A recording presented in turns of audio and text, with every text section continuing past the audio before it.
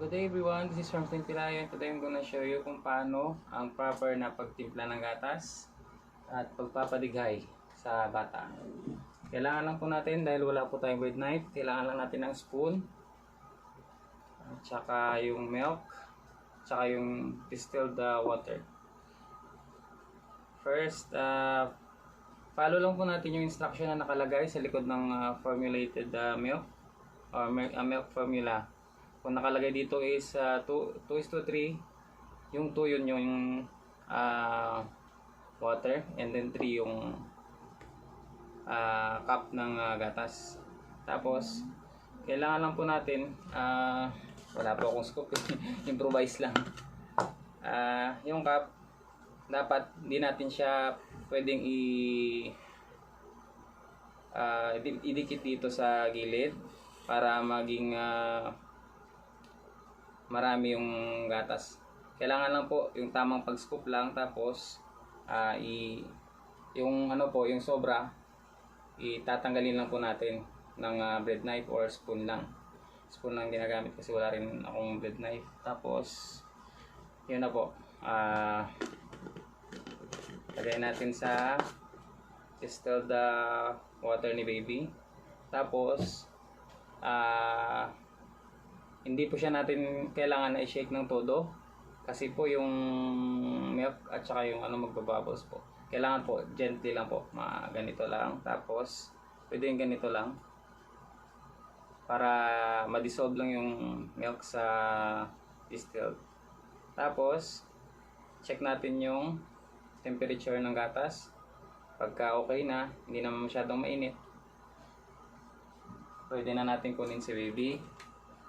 Tapos yung pagpapadede po is dapat upright position, kasi po para hindi po lumabas yung gatas, kailangan mas mataas yung ulo kaysa dito sa paa, para hindi po bumalik yung gatas na pinapadede natin sa bata. Tapos yung pagpapafeed po ng bata, kailangan make sure po natin na nakalapat po yung gatas sa nipple to prevent sucking air, para hindi po makasak yung baby ng air sa kanya. Pagkatapos, pag nangalahati na po kayo, pwede na po natin siyang ipa-burp. Dapat meron po tayong burp cloth, kasi lalagay po natin dito sa ating balikat. Tapos lagay po natin si baby dito in upright position.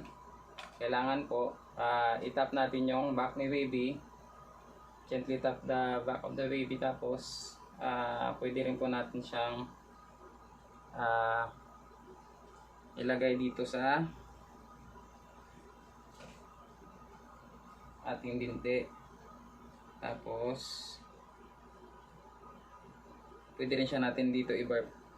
Ayun, support lang po natin yung head ng baby.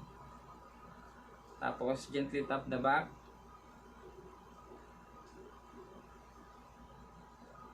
Ayun, tapos pag dumigay na po, ayun, pwede na. Pwede na po natin ipagpatuloy ulit yung kalahating natira.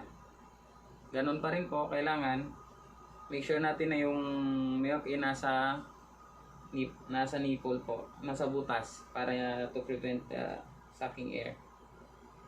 Ayun. Pagtapos na po, ayun, burp na naman po tayo ulit.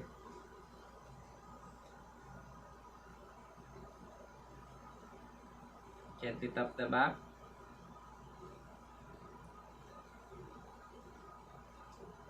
Ayun. Pagkatapos po, pwede na natin ibalik si baby. Thank you. Goodbye.